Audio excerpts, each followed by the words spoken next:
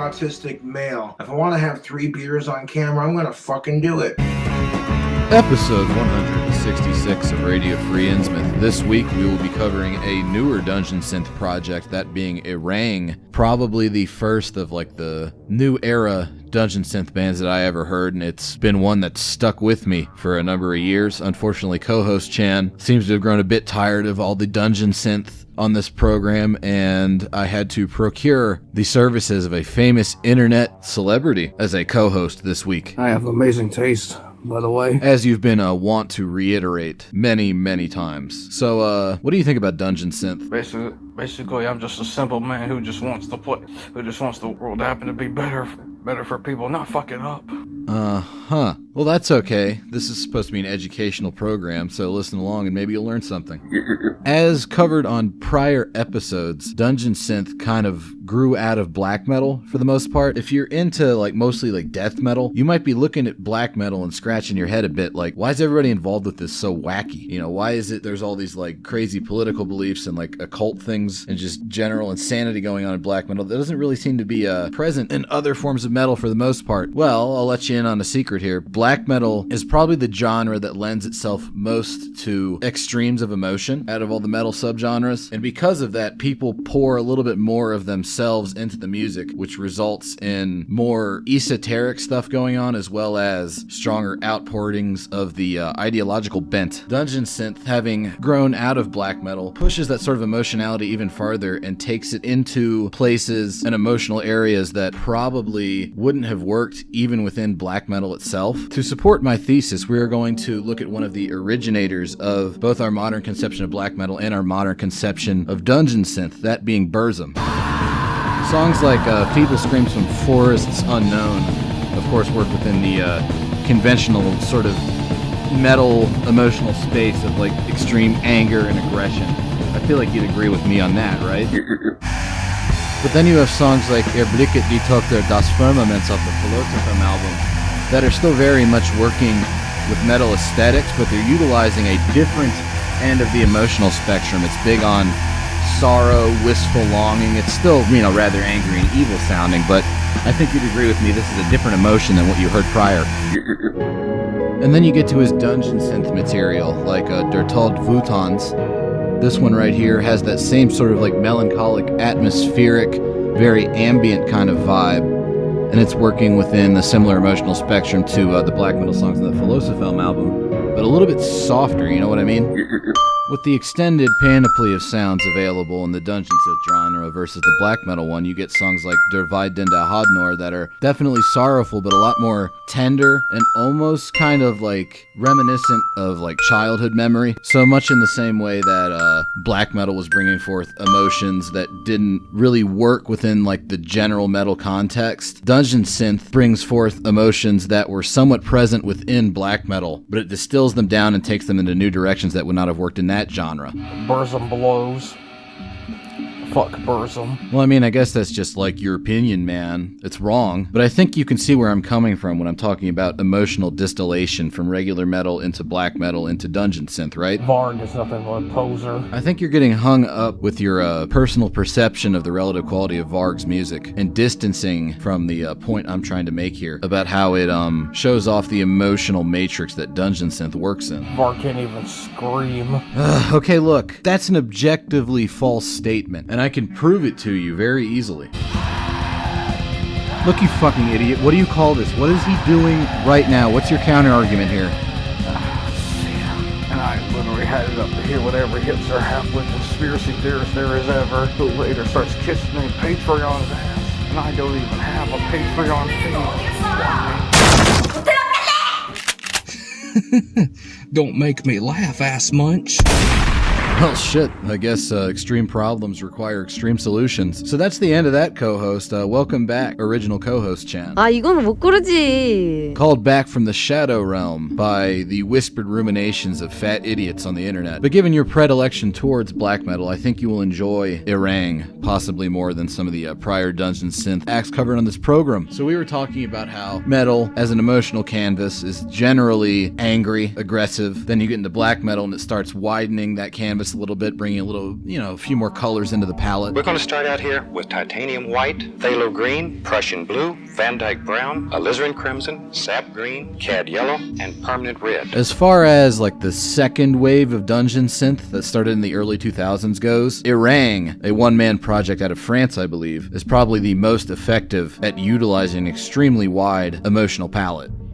Particularly on this, his fifth album, Another World, Another Time, came out in 2013, and you can see how it has its roots in that very minimalist kind of like Burzum style Dungeon Synth stuff with the piano and such, but he's really good at writing these like very entrancing cyclic melodies that he just starts layering more and more sounds over.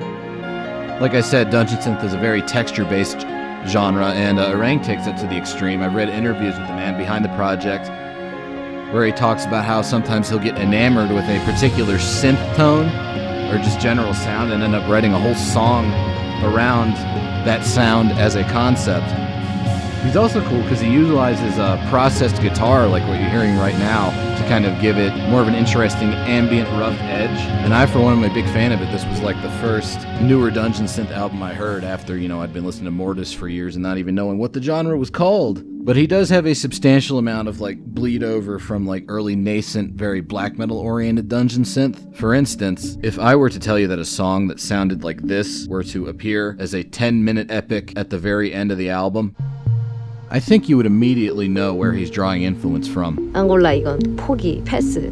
Clearly working inside a very Burzum influenced space. I don't even need to play any Burzum as a comparison because the ambient Burzum remix that I use as my background music is essentially very similar to this. But he's also influenced by another band that is a black metal band, but heavily connected to the burgeoning Dungeon Synth genre.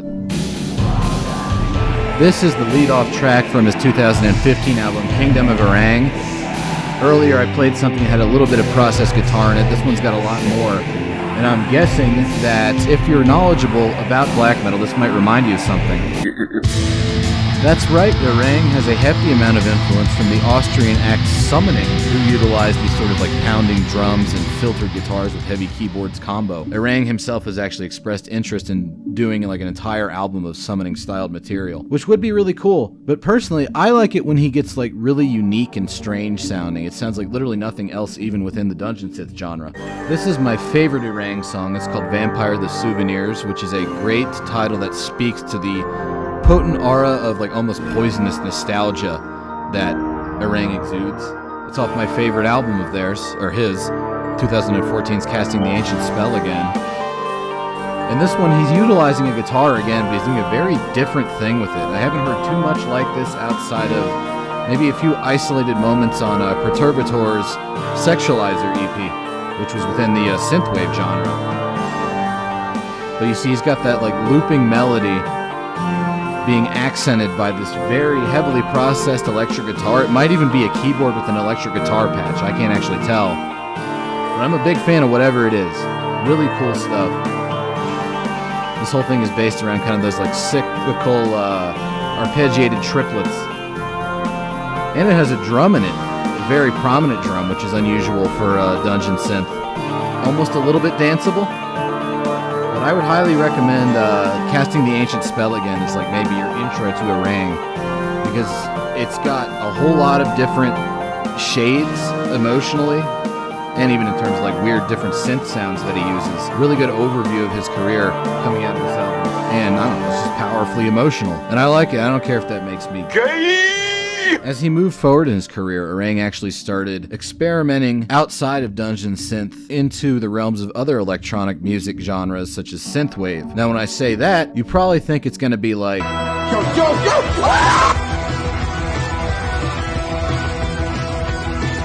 Isn't that cute?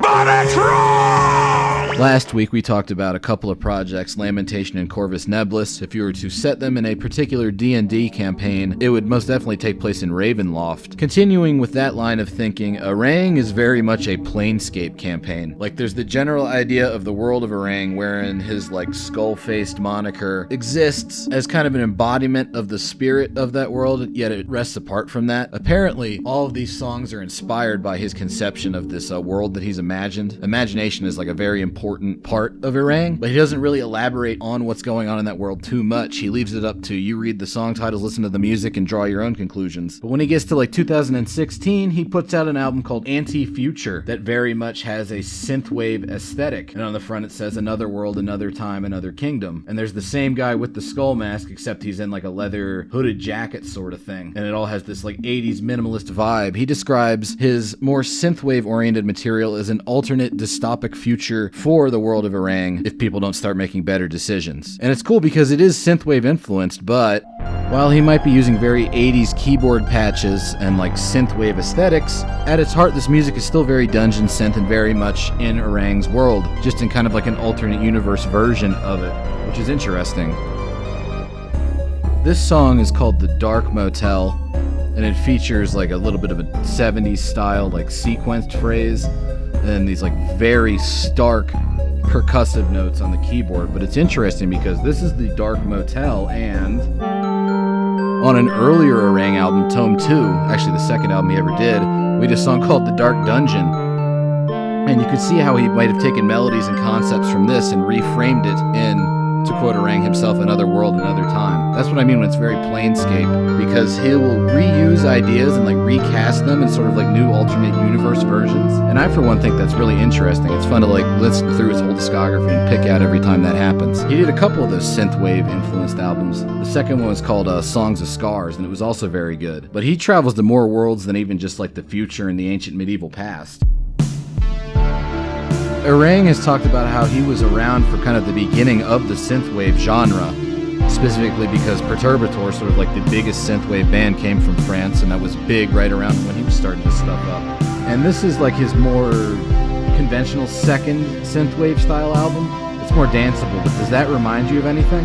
That little looping arpeggio? In terms of the role of that looping sequencer phrase in the overall song composition, gives me heavy black metal vibes. This is Mutilation, also from France. I don't know if they actually were an influence, but I just thought it was an interesting sort of correlation.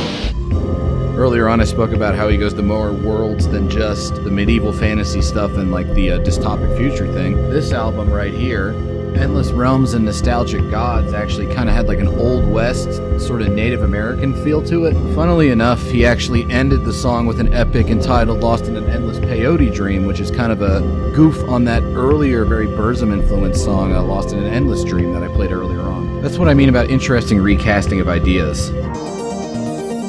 This is the most recent material from Erang. It's entitled Imagination Never Fails, and he's noted that it has a hefty 70s influence, specifically with how hard-edged the sequencer is. I also really like the very 80s like tuned percussion stings that you're hearing right now. But this one's like a bit more of a minimalist album compared to the very lush realms of his early stuff. It's also probably his most thoroughly composed. Big fan of that newer Erang stuff. And I like that he's brought in these like 70s influences, because if you compare that to, say, a little bit of Jean-Michel Jarre here, you can see how he's taking influences from this sort of like old 70s and 80s French electronica and recasting them as more of like a dungeon synth thing. So overall, very interesting band. Project, I mean. That's right, it's all one guy doing everything. He also makes like his own drawings for album covers, and he does even like his own music videos. Very interesting abstract stuff. And I find it very inspiring that there's just this one guy doing all of this, and he's taken what could be seen as maybe like a tired genre and pushed it into new directions while remaining true to his original vision the entire time. So he's got it all up on Bandcamp. I think you can get the entire discography for like €8 or some shit. You can get tapes if you want them. He's got it all like available for listening online for free. So like go and give it a listen, because I think this dude does a really good job with some very diverse and interesting material. And with that, I will see you next week. Chilling like an old school rock star villain. still in town while I bust a rhyme for a nickel and a dime, you know. I'm sorry for the videos like showing my ass and my cog.